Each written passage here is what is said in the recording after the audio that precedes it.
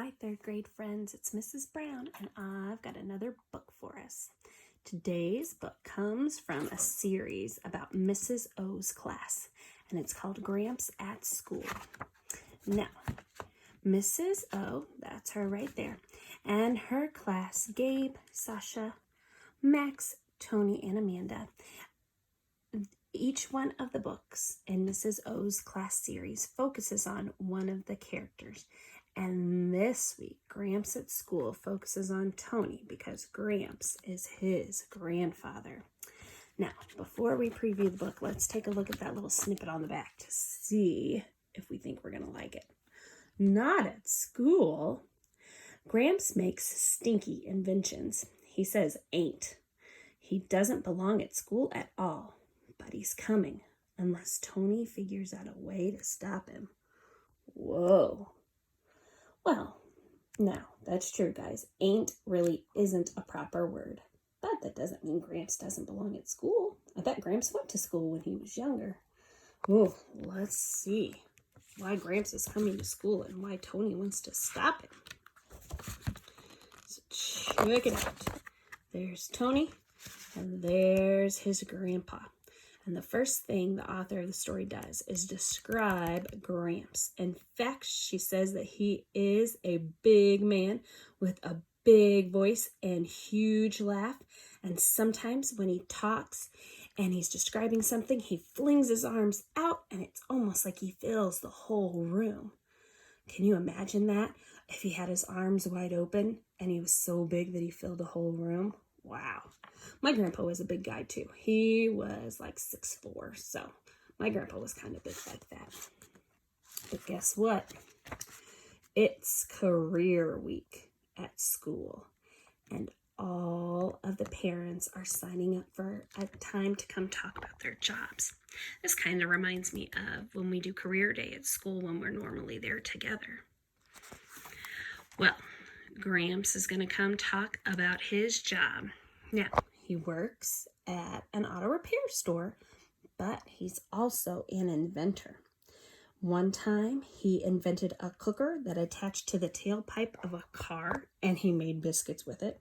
Another time, he made a composting toilet. Compost is when you break down garbage and stuff to put in your gardens to make the soil better, kind of like fertilizer. So it was going to use things in the toilet as fertilizer. Well, poor Tony. He loved his Gramps, but he was still nervous about him coming to school. So let's go back and let's read Gramps at School to find out what happens to Tony. Tony's grandfather was a big man. He had a big voice and a huge laugh. He had big ideas too. Sometimes when he was describing something and he flung his arms out, he just about filled the room. Tony was used to seeing his grandfather in his auto repair shop. He just couldn't picture Gramps fitting in at school. But Gramps was coming to school on Thursday, and Tony wasn't sure what to do about it. It was career week at school. On Monday, Sasha's dad talked about making light bulbs, and Gabe's mother talked about gardening. Mrs. Vincenti brought a plant that eats insects for the classroom, Tony told Gramps that night. Maybe you could bring in a spark plug or something? Something small, Tony was thinking.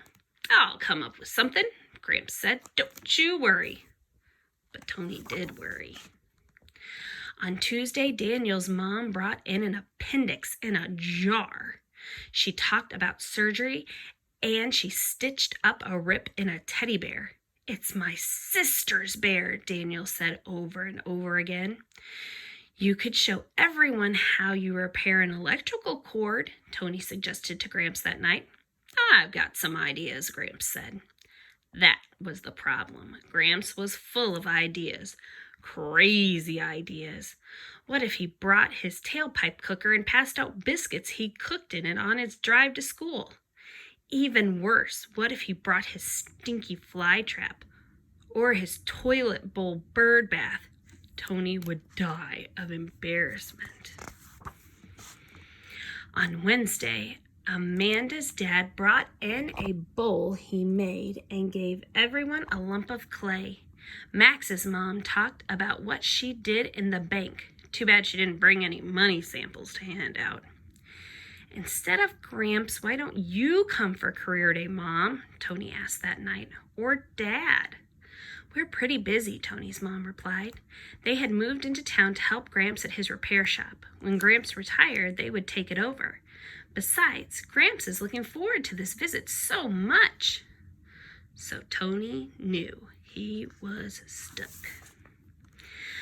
By Thursday, Tony felt sick. So far, every speaker had come in wearing clean clothes. No one wore a hat in the classroom. No one said ain't the way his grandfather did. What would the kids say when Gramps showed up? What would Mrs. Ockerbloom think? Tony watched the hands of the clock speed toward 2 p.m., but he didn't need the clock to know when Gramps arrived.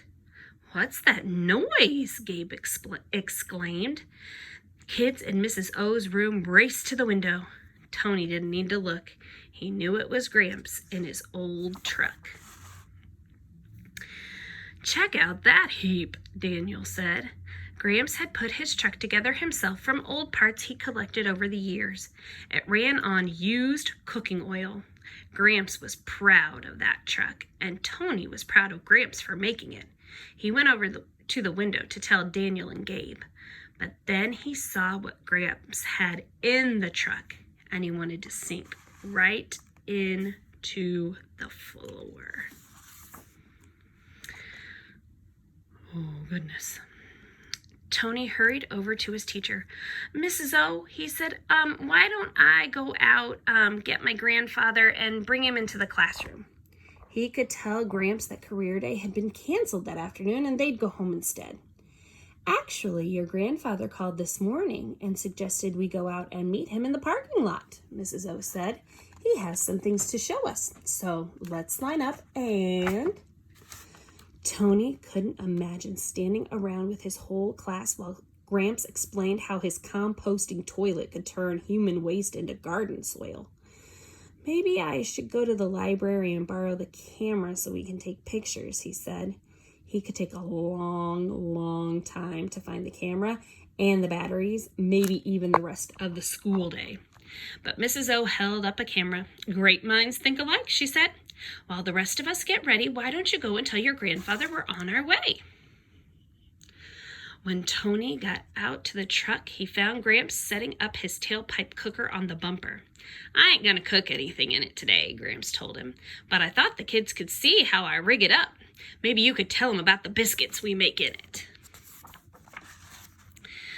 Tony winced at the word ain't. He thought maybe he could remind Grandpa about school rules and Gramps might speak more carefully. Gramps, do you remember when you were in school and... But Gramps interrupted him. I don't remember much about school. Never spent much time there, he said as he tightened a nut with an adjustable wrench. See, my pop died when I was 12. I was the oldest of 7 kids. Someone had to take care of the family, and I was pretty good with my hands. He gazed over at the entrance of the school as Tony's class came out. I always figured I'd go back, but... As his classmates hurried over to see what Gramps had to show them, Tony stood back a little. He watched kids take turns running the bicycle-powered TV. He watched Gabe climb up into the composting toilet and beg Mrs. O to take his picture. Tony saw Gramps pull out his toolbox and tinker with Max's wheelchair.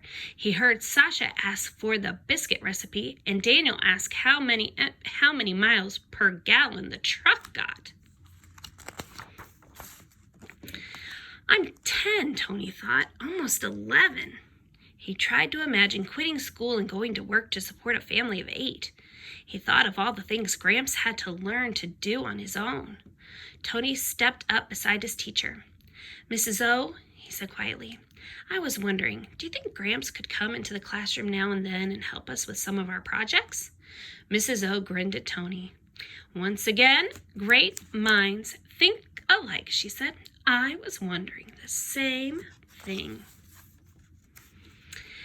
Do you think he'd be willing to? Mrs. O asked. Tony watched Gramps grinning and explaining, surrounded by kids. I hope so, he replied. After all, he fits right in. Oh my goodness, so even though Tony was worried about Gramps being there, it turned out to be a really good thing. The kids all liked it, and Tony understood that even though his grandpa was a little rough around the edges, that he had a good heart.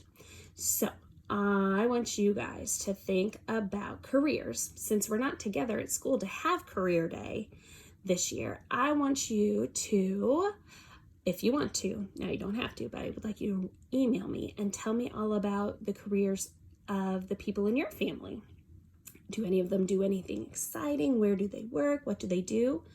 And maybe you can even tell me what you want to do as a career when you grow up. All right, third grade. I will see you next week. Bye.